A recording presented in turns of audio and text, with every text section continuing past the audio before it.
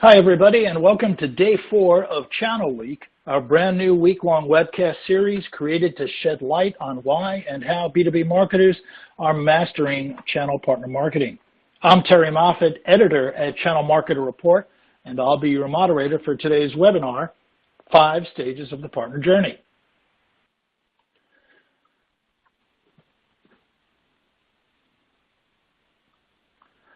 Just in case you're joining us for the first time, this webinar series is being hosted by Channel Marketer Report and Demand Gen Report, sister online media publications presenting daily news, email newsletters, special reports, videos, original research, and a rich menu of additional resources.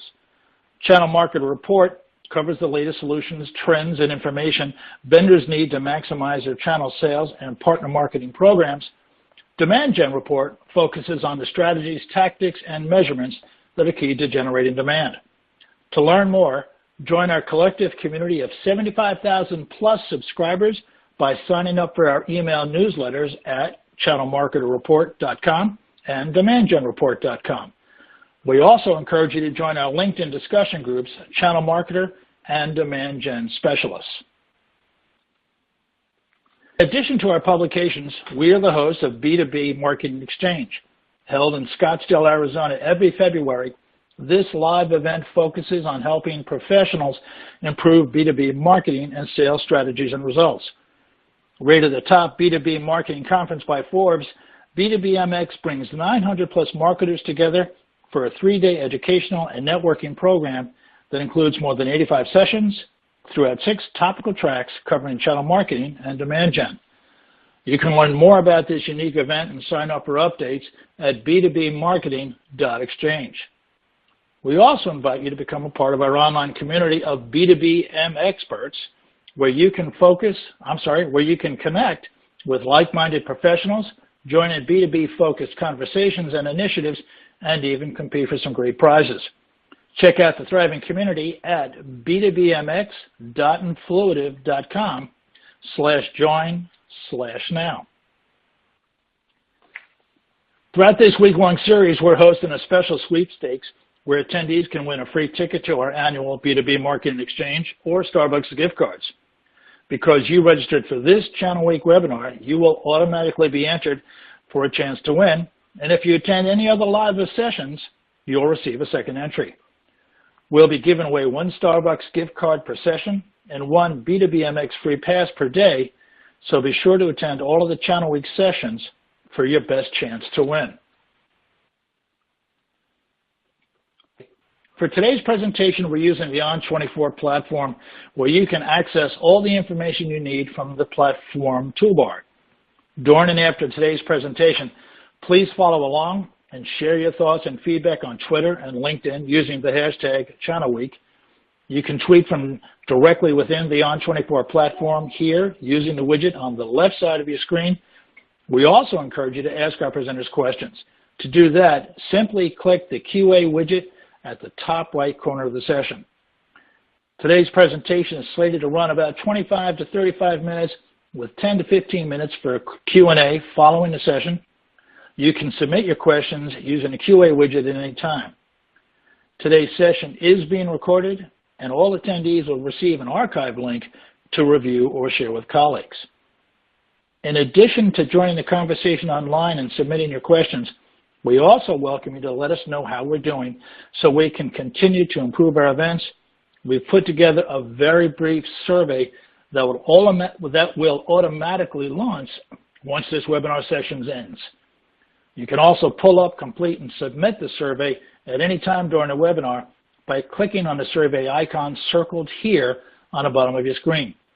Before signing off, please take a moment to complete this quick questionnaire so we can better serve you. All right, let's get to why you're here. I am very pleased to introduce our featured speaker, Diane Krikora. Diane Krikora is the CEO of Partner Path LLC, a channel development firm dedicated to helping companies elevate the impact of partnering. She is known among her clients and colleagues for offering sound counsel, creative ideas, and aggressive, proactive solutions. Diane believes partnering should be an integral part of every high technology company. And with proper engagement and enablement, partnerships of all types can return increased sales and profitability. We're very excited to have Diane with us today.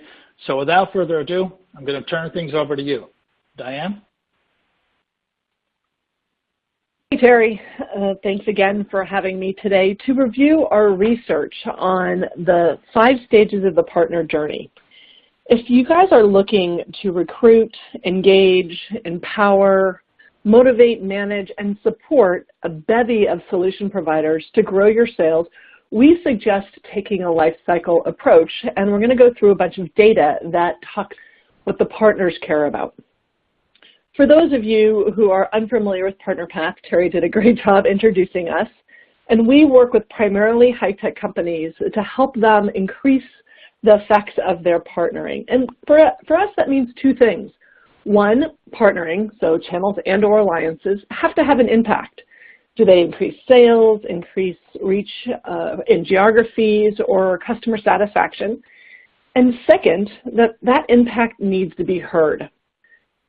You have to have some awareness of the impact that channels are having and alliances are having on your organization. So we're looking at a data, awareness, communications aspect, as well as the growth of your overall channel sales. We work with clients at various stages of their channel maturity, some of them being channel novices where they're just starting out, all the way through being channel-centric organizations where most of their revenues are really driven by those partners. Okay, let's get some of the data. There are 2 realities which are changing how we interact with the channel and changing the channel's business. The first is that everything is now online. We are all just a little Google search away from nearly perfect information. We bought a Jeep Grand Cherokee last year, and before we even talked to the dealer, we knew every option that was available. We knew color choices. We knew what the analysts or what the customers said about it. We could read research and reviews and, Motor Trend Car of the Year stuff. So you're really able to find almost anything you want online these days, thanks to Twitter, Facebook, and sites like G2 Crowd, where you can really find out what customers think about anything. The second is that cloud consumption is really here to stay, and that is software as a service, infrastructure as a service, really kind of being able to buy anything on a subscription-based or on a per-drink kind of basis. We look at things like DocuSign, Pandora, Netflix, even AMC. I took my niece to go to the movies a couple of weeks ago, and we saw Incredibles 2, and we're sitting in the AMC theater, and you can actually buy a subscription to the movies, the physical movies that you go to. So it's really, this as-a-service thing is here to stay and changing how we interact as technology companies and how our channels work as well. Even business buyers are buying on a per-seat basis, and often without the need for their IT organizations to get involved. And switching is really easy. If you don't like Pandora, then Spotify is just a click away. I'm typically using B2C examples for a reason. I don't want to step on anybody's toes. So when we're talking about cloud consumption, retaining your customers, not just finding them, is really the key to profitability for both the partners and the vendors. So these 2 realities are creating a change in the solution provider ecosystem. One, that the expectations from these end customers are they're looking for a full solution to their business needs. They're looking for business outcomes as buyers, right? They're saying, how are you going to help me using technology to grow my sales or grow my leads, right? If they're a CMO, they're looking for that outcome. And partners, we often call them solution providers, build the cross-vendor solutions to address the customer's business needs and those opportunities. So in that, they become trusted advisors to their customers. And quite frankly, owning the relationship. if they're putting together the cross-functional solution, so the cross-vendor stuff from hardware, software, and services to deliver on an outcome to their customer, they own that customer relationship, which is I tweak a lot of people when we say that, which means that partners now have more power in the vendor solution provider relationship that they have ever had in the last 30 years that I've been doing this. Oh, did I say 30? I meant 20. I'm not that old. So in that, to do some data, some research to look at how the solution providers are interacting with the vendors. And that our data shows that like a customer's buying decision and their buying journey, about 60% of the solution provider's decision on what products to market, sell, and support is already completed before they ever engage in a vendor's enrollment process, before they click that button to say, I want to talk to somebody. Again, everything is online, so they can find out a lot about you all before they even reach out. So in mimicking the customer journey, we define the partner journey as the complete sum of experiences the partner goes through when they're interacting with a vendor. It has 5 stages and loops back on itself as partners reevaluate which vendors to grow with and then to re-engage with and continue. We're going to take each one of these 5 steps individually. The first one is awareness, where the partner is exploring new products, new technologies, new vendors. And the question that you're asking as you're trying to recruit these guys is, how do you let a solution provider know that your company, your products and services are relevant to them? Some data on that. Most of the solution provider respondents, and we had over 220 solution providers respond to this study, as well as 110 vendors. So we have the vendor side as this.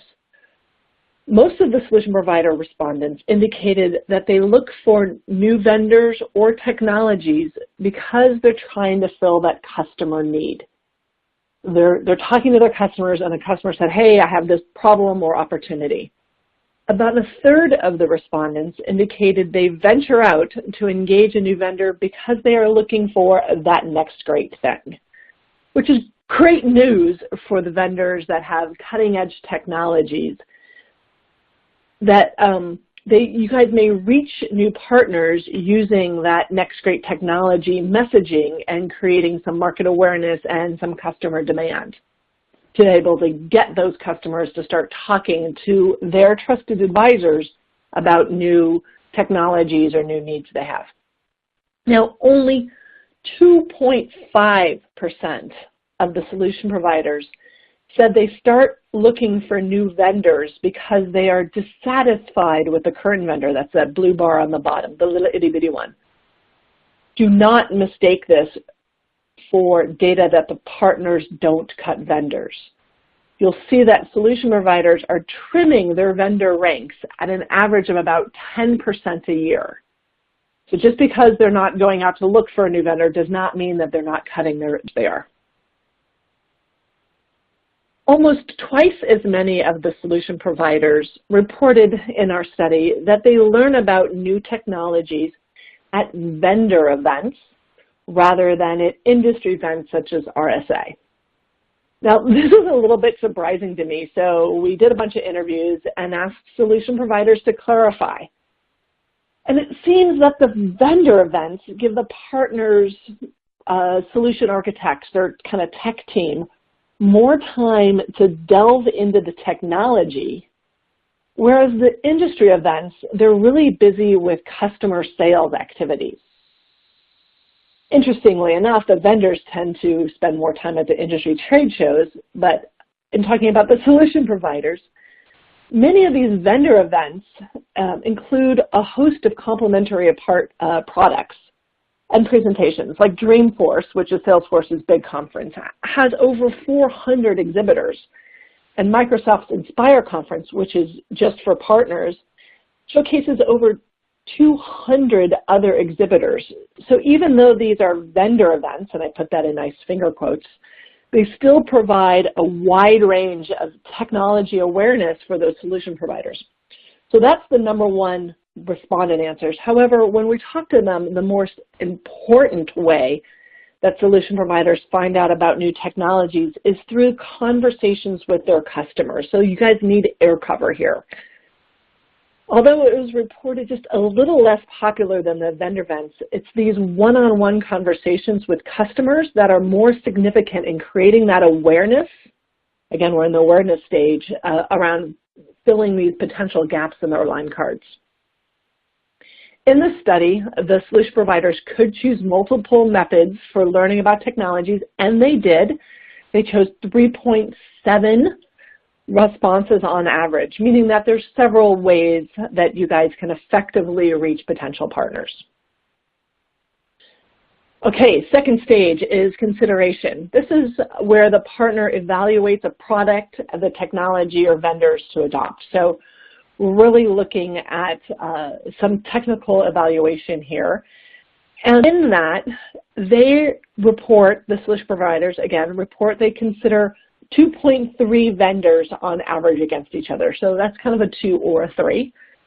It doesn't seem like a lot, right, if they're only looking at 2 or 3. But remember, they've already reduced the number that they're kind of going into this stage from from the awareness stage. At this stage, the partners are prioritizing things like the availability of support and pricing in their consideration for potential technologies and or vendors. Those are the top 2 things that they tell us that they're looking at. I wasn't surprised to see that the solution providers ranked the access to support as the top factor in the evaluation, because we did a study last year that we called the 6 pillars of partner experience. And this access to support teams topped all the elements that affect the partner's experience most with the vendor. So they know that being able to get access to these tech guides is very important to their business and their success with their customers. Remember, we said early on, they own that customer relationship. They're putting together that full solution, and they need to look like a hero out there. The solution providers also ranked product functionality and compatibility with existing solutions as very important to their evaluation process. So looking at what else they're carrying and saying, how does this fit together for a full solution? Interestingly enough, the vendors cared a little bit when they're looking at the partner side and who they're going to carry. They focused more on the partner's business models and these idea of complementary products. We thought that they should care more about competitive products because that means that the solution provider can already sell it, but really that kind of fell way down on the bottom of the vendor side. But we'll stick with the solution provider in this discussion. Maybe we'll have another discussion on the vendor side of this data. All right, it's the third stage of the partner journey, and the solution providers have narrowed down their options, and now it's time to decide. And again, in the study, a lot of data, the solution provider respondents said that the sales team and the CEO have the most influence in this phase, with the CEO making the final decision. Now, if it's a large solution provider, there's a VP of a tech sector, so the individual that's running a business unit around a specific technology, but we're really seeing that this kind of bubbles up to the CEO. From the very beginning, the sales team has been instrumental in this discussion. So as you are looking at how do you generate awareness and consideration, the sales team of the solution provider is very instrumental. They're talking to the customer, they're understanding what their needs are and raising the flag up through their organization as a solution provider that their customers are looking for these types of solutions. In that second stage consideration, we saw a lot of the technology come through. In the third stage, in this decision stage, the tech team, which is often called systems engineers or solution architects in a solution provider, is also very strong in terms of the level of influence, but they are still behind the sales team. This isn't surprising considering really the importance of the technical evaluation, which you'll see on the slide, because that element now outpaces kind of everything else in the decision to bring on a new vendor. So the tech evaluation includes things like a functionality review, performance assessments, compatibility with those other products that the partner's already adopted. Most solution providers have a rigorous and very well documented process for that vendor technical evaluation. Y'all just don't ask. So start asking your solution providers what their process is and how you check off the right boxes. Vendor stability is ranked as the second highest priority for the solution providers in this decision phase. And stability can mean a lot of things. Things like low channel executive turnover, consistent behavior and support in service situations, dependable and predictable communications and actions. And they get a lot of this feedback from the other solution providers in your ecosystem, as you probably saw in the last couple of slides, that talking to others is one way, their other solution providers, is one way that these guys get information about you. Okay, moving on to the fourth one, experience. At this stage, the partner is now engaging in a relationship with the vendor. The onboarding begins with initial communications and training and introductions to field teams, but the experience doesn't stop after that first 30, 60, or 90 day. It encompasses all the interactions a solution provider has with the vendor, including people, communications, infrastructure, program elements, business planning, review meetings, kind of everything that you're engaging with them on. And the better the experience that the partner has, the more they're likely to engage with you. Just think about you as a consumer. The better experience you have at a movie theater or buying a car, the more you're likely to engage and go back, right? So the better experience, the better engagement. And partner engagement drives sales, and that's why we're all here in the first place. So the vendors, you guys need to give your partner the best possible experience to ensure that you end up being their primary vendor. And we're not surprised that people is always number one when we talk about the overall experience that the partner has with the vendor. So people matter. Second is infrastructure. 80% of their overall engagement with you, they want to be through your systems and tools. When they need somebody, they want to pick up that phone and call somebody, but they want to do things online as well, right? We all like to book our flights and buy everything online, so do your partners. So certainly people is the number one with infrastructure, and then that all-important enablement is number three in the overall elements that affect. Now we go into great detail on these in the full report as well. All right, stage is growth. And both the vendors and the solution provider respondents, since we did both sides of the study, even though we're really only looking at solution providers today, indicated that their relationships last 8 years on average. That was longer than some marriages, my first one included.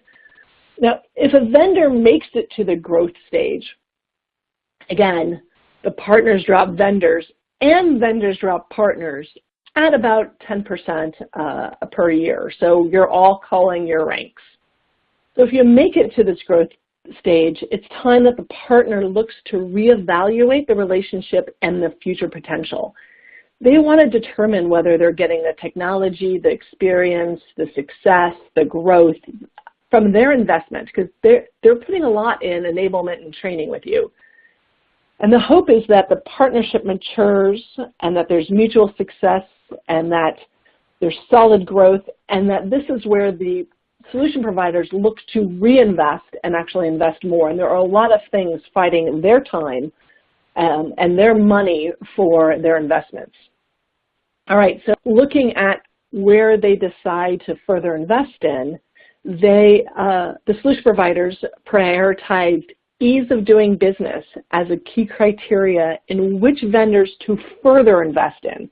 It wasn't high on the first evaluation part because they don't know if you're easy to do business with. But when they're saying, once we've made our first investments, are we going to grow with you for you to be one of our top, we hear that there's top 25 vendors from the solution providers, 5 primary vendors and 20 secondary vendors. And you guys are fighting to be in that top 25. So ease of doing business helps you get there. Because they really, the solution providers tell us that complexity in your programs and your relationships distracts them from revenue producing activities. It slows their responsiveness to their customers, and it demands too much staff and support, and it subtracts from their overall profitability. Which is funny, because you look at this and you're looking at the middle of the slide going, but Diane, financial reward and market demand were only 3 and 4. You'd think that these are very important to the partners. Well, pricing and functionality, as you know, are 2 critical criteria early in the stages, so they play less critical role here. If the relationship is bad and you can't get business done, it doesn't matter how big that financial carrot really is. And that's a similar explanation for why the human resources, because I just told you that people were very important and now those human resources are showing up on the bottom. You would have made it past the last stage if you didn't have strong people on your vendor teams, right, to engage with those partners. So you didn't get out of that last stage kind of into the next one. Right, that's just a quick hit into the data around our 5 stages of the partner journey. Thanks you all for joining me, and I am open to any questions you might have. Thanks, Diane. That was really that was a wonderful presentation. I really appreciate you taking the time to share all those insights with us. We did get a lot of questions during your presentation, but before I get to those, I'd like to remind everyone once again to please share your thoughts and feedback before logging off today. You can do so by clicking the survey icon, or the survey will pop up automatically at the end of the session and you can fill it out then. So now let's get to those questions. It looks like we had a lot of channel marketers listening in today, and a lot of them were kind of curious about two partner marketing activities. And so one of the questions was, are partners visiting partner pages on a vendor's website to learn more about the channel programs that vendors offer? And if so, what stage are they doing that, do you think? Yes, they are looking at vendors' websites. One of the challenges is that as vendors, we put most of the good stuff behind the firewall. Right? If you go to partner with us, it usually a couple of high-level pages that say we have these types of partners, but there's no depth there, right? There's no benefits and requirements tables. There's not a lot of expectations. So the partners tell us that they do go there early on in that consideration stage, stage number 2, but they don't get a lot of stuff until they kind of sign up to be a partner and then get access to the portal or behind the firewall. So it's hard for them to get online to evaluate that. So they turn to their own other peer groups and some of the other communities that they are participating in to get some of that feedback on how you guys partner together.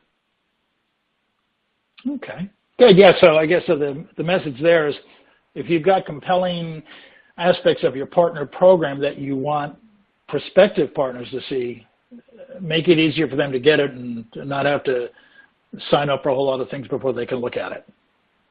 Right, put it before the firewall, right? Which everybody goes, well, then everybody's going to see my partner program and it's a competitive differentiator. And the hard part is that the partners are looking at you before they even kind of click or sign in, right? And it's a sales guy from the solution provider that's looking to see if you could be a possible solution that they're going to go then stick their technical guys on to make the the kick your tires. So we as vendors really think about it and it's after the decision phase where you kind of unlock the keys to the kingdom and their access to the partner portal.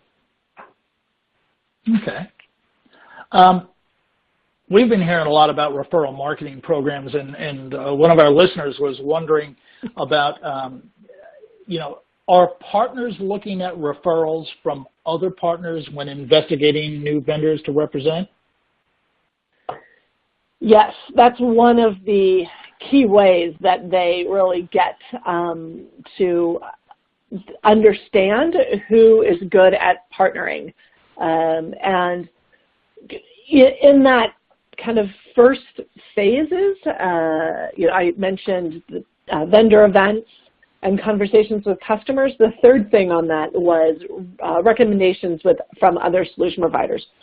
Sitting at conferences, like Carrie and I were just at CompTIA's ChannelCon together, and I had breakfast and lunch with a bunch of solution providers, and they're there to network and ask each other, about vendors and technology. So they spend a lot of time at those events, talking, at least the sales guys do, talking with the other solution providers to understand kind of who else is good and who they should stay away from. So that referral or that kind of peer-to-peer discussions are happening a lot, and probably a lot more than the vendors really know or are concerned about.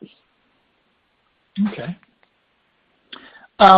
The growth stage seemed like one that could really rely pretty heavily on a vendor's demand gen or channel marketing team. We hear an awful lot about how vendors would certainly like partners to step up and do a lot more of their marketing. But are they really counting on their vendors to create the content and the campaign to help generate leads? Is that a big part of how they grow their business? Yeah, most of the solution providers and again, most of the solution providers in the world are relatively small organizations, right? They kind of have a sideways bell curve. So just in terms of the number of solution providers in the world, tend to be smaller. They tend to be around less than $25 million in overall revenue. But there are some really big solution providers out there as well. But most of them, in terms of sheer numbers, are smaller organizations, and they're not awesome at marketing. They're not awesome at marketing themselves. They're not awesome at marketing their vendors. Most of their business comes from managing and growing and providing solutions for a set of customers. They may have 100 or 200 customers that they continue to bring new solutions to and see new solutions to their technologies. So they are trying to market, but they're not great at it. So yes, they do want help from the vendors to generate leads, and they're looking for more help to generate leads in their market or for their solution. So the goal here for vendors is, how do you provide content that they can use? Content is king, as we all know. How can you help them be more social? How can you educate them on kind of digital marketing needs and capabilities without kind of demanding that your logo's on everything? Because they're trying to generate leads for them as a solution provider, yes, to pull your product through, but most of their revenues and profitability is based on their services. So you want your logo and prominently on everything, and they're trying to put together the full solution to meet the customer's needs.